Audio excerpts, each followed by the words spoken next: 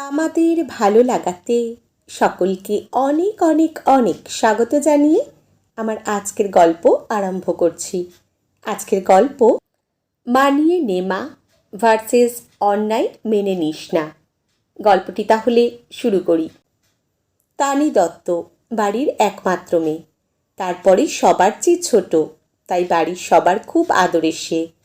তানির জেঠিমা কখনো মনে করে না যে তার মেয়ে নেই দুই ছেলে। মিলেমিশে ওরা সবাই একসাথে থাকে।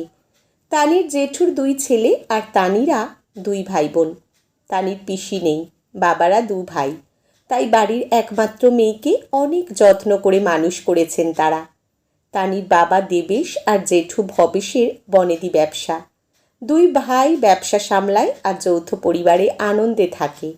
ভাইফোঁটা থেকে পুজো, দাদা বাবা জেঠু সবার সবচেয়ে ভালো উপহারগুলো থাকতো তানির জন্য। সবার আদর ভালোবাসায় তানি হয়ে উঠেছিল জেদি একরোখা।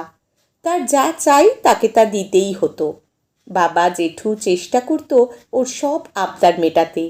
ওরা কখনো চায়নি আদরের মেয়েকে কষ্ট দিতে। তানি বিবাহযোগ্যা হতে ওর বাবা জেঠুরা ওর জন্য সুপাত্রের সন্ধান শুরু করার কথা বলল। জিজ্ঞেস করলো, তুই কি আরও লেখাপড়া করবি? তাহলে আমরা তোর বিয়ে নিয়ে ভাববো না এখন।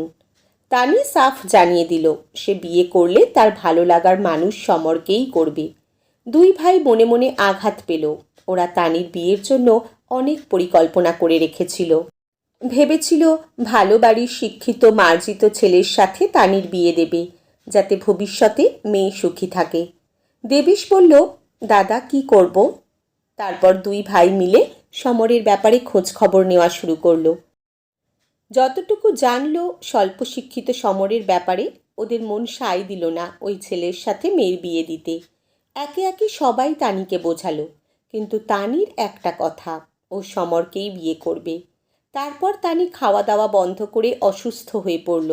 তাই প্রায় এক প্রকার বাধ্য হয়েই ভবেশ আর দেবেশ মেয়ের বিয়ের আয়োজন শুরু করলো সমরের সাথে। এই একটা জায়গায় বাবা মায়েরা ভীষণ অসহায়। তারপর একদিন আলোয় আলোয় সেজে উঠল দত্তবাড়ি। গা ভর্তি গয়না আর লাল বেনারসি পরে বিয়েতে বসল তানি। ভবেশ আর দেবেশ মেয়ের যাতে সমস্যা না হয় দু হাত ভরে গুছিয়ে দিল সমরের সংসার। তারপর পুরো পরিবারকে কাঁদিয়ে তানি চলল ওর বরের বাড়ি। তখনও তানি জানতো না বাবার বাড়ি আর শ্বশুর বাড়ির তফাতটা। তানির শ্বশুর বাড়িতে প্রথম কয়েকদিন ভালো কাটলেও পরে ও বুঝল বাবা জেঠুদের মতের বিপক্ষে গিয়ে সমরকে বিয়ে করে কি ভুল করেছে সে। বিয়ের পর থেকে একটা করে গয়না ওকে সমরের হাতে তুলে দিতে হতো।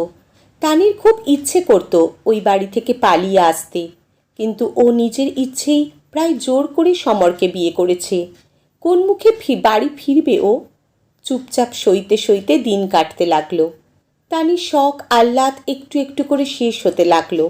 তানির বাবা জেঠুরা মাঝে মাঝেই তানিকে দেখতে আসে। তখন শ্বশুরবাড়ির লোকজন ভালোই খাতির যত্ন করে তাদের, বুঝতে দেয় না যে তানি খারাপ আছে। তানি এখন জানে রোজ রাতে ওর স্বামী মদ্যপ অবস্থায় বাড়ি ফেরে। নিষেধ করলে ওর গায়ে হাত অবধি তোলে। তানির ভীষণ অসহায় লাগে। সব কথা মাকে বলতে পারে না, লজ্জায়। অল্প স্বল্প যেটুকু বলে মা জেঠিমারা বলে, মানিয়ে নে মা। তানি বারবার করে বাবা দাদাদের বলতে বারণ করে। এই করে বিয়ের 6 মাস কাটল। এর মধ্যে তানির জীবনযাপন পুরোপুরি বদলে গেছে। গায়ের ফর্সা রং কালচে হয়েছে, শরীর ভেঙে গেছে। ওর বাড়ির লোক শ্বশুর বাড়িতে এলে অশান্তি হয় বলে ও নিজে আসতে বারণ করেছে, মিথ্যা বাহানা বানিয়ে। একসময় তানির সব গয়না জমানো টাকা শেষ হলো। সমর আদেশ দিল, বাপের বাড়ি থেকে টাকা আনো। তানি পায়ে ধরে কেঁদে বলল, আমি এটা করতে পারবো না। স্বামীর অবাধ্য হওয়ায় কপালে জুটল মার। মারের চোটে জ্বর এসে গেল। তানি বাড়ি ফিরতে ওর শরীরের অবস্থা দেখে চমকে উঠল সবাই। তাড়াতাড়ি করে ডাক্তারের কাছে নিয়ে গেল। খাবার টেবিলে প্রাণবন্ত তানির মুখে কথা নেই দেখে অবাক হলো সবাই। মা জেঠিমাদের কাছেও বলতে পারল না স্বামীর হাতে প্রতিনিয়ত অত্যাচারিত হওয়ার ঘটনাগুলো। সেদিন রাতে ছাদে একা দাঁড়িয়েছিল তানি। কাঁধে একটা হাতে ছোঁয়া পেয়ে চমকে উঠল সে। পাশে দাঁড়িয়ে বাবা আর জেঠু। ওর জেঠু মাথায় হাত দিয়ে বলল, অনেক আদর যত্ন করে তোকে বড় করেছি মা, তুই এ বাড়ির প্রাণ। তুই কষ্টে থাকলে আমরা যে ভালো থাকবো না মা। কি হয়েছে তোর, আমাদের বল। ওর বাবা বলল, তোর হাতে কালশিটে দাগগুলো কিসের তানি? তোর গায়ে কোনো গয়না নেই, এই অবস্থা কেন তোর? তানি ফুঁপিয়ে কেঁদে উঠে বলল, ওরা সব বিক্রি করে দিয়েছে বাবা, আমাকে এ বাড়ি থেকে টাকা আনতে পাঠিয়েছে। জেঠু তানিকে বুকের মধ্যে নিয়ে মাথায় হাত বোলাতে বোলাতে বলল, তুই আমাদের এতদিন এসব জানাসনি কেন? লজ্জায়, ভয়ে। তোমরা তো এ বিয়েটা চাওনি। ভবেশ বলল, মারে, তোর জন্য তোর বাড়ির দরজাটি চিরকাল খোলা, তোকে ছাড়া গোটা বাড়িটা প্রাণহীন লাগে। রাগে তানির বাবা দেবেশের চোয়াল শক্ত হয়ে গেল। বলল, আমাদের যে মেয়ের একটু আঘাত পেতে দিইনি, তার গায়ে হাত তুলেছে এত বড় সাহস, ভাবতে পারছো দাদা? ছেলেদের বললে ওরা মেরে জিভ ছিঁড়ে নেবে শয়তানটার। ভবেশ ভাইকে শান্ত করে বলল, ভাবনা চিন্তা করে সবটা করতে হবে আমাদের।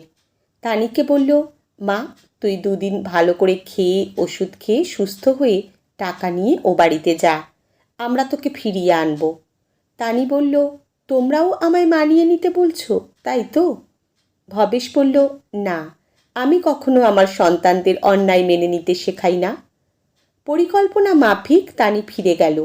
বাবা দাদারা বলল তানিকে ব্যাগ গুছিয়ে রেডি থাকতে।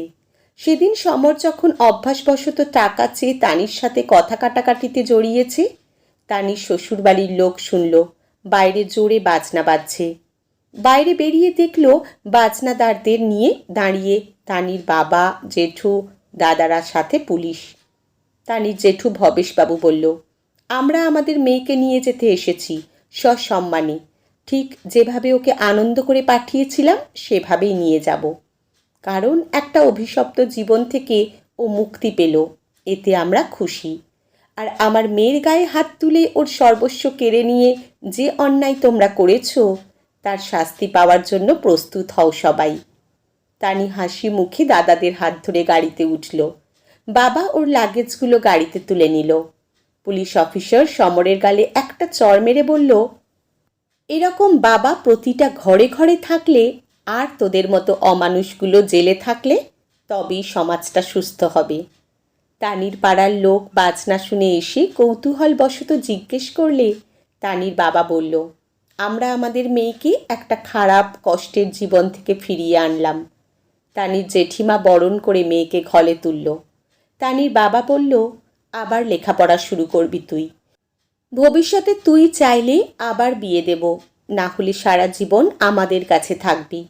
জীবনে যেখানে ভুল শুধরে নেওয়ার উপায় আছে, সেখানে একটা ভুলের জন্য সারা জীবন খারাপ থাকার কোনো মানে নেই। ভুল মানুষ মাত্রেই হয়, তবে এটা কখনো ভাববি না স্বামীর বাড়িতে থাকার জন্য লোকে কি বলবে এই ভেবে তোকে সব সয়ে রয়ে যেতে হবে। জীবনে ভালো থাকাটা সবচেয়ে বেশি গুরুত্বপূর্ণ, তাই কখনোই অন্যায় মেনে নিবি না। মানিয়ে নিতে নিতে কত মানুষ শেষ হয়ে গেল, সমাজে বদল আসছে। আসুন আমরা অত্যাচারিত নিপীড়িত মেয়েদের মানিয়ে নিতে না বলে অন্যায় মেনে না নেওয়ার পরামর্শ দিই, কারণ ওরা কেউ আমাদের মা, বোন, দিদি, তারা আমাদের আপনজন, তাদের ভালো রাখার দায়িত্বও আমাদেরই। আজকের গল্প এখানেই সমাপ্ত। কলমে শ্রাবন্তী মিস্ত্রি, পাঠে জয়তী। ধন্যবাদ।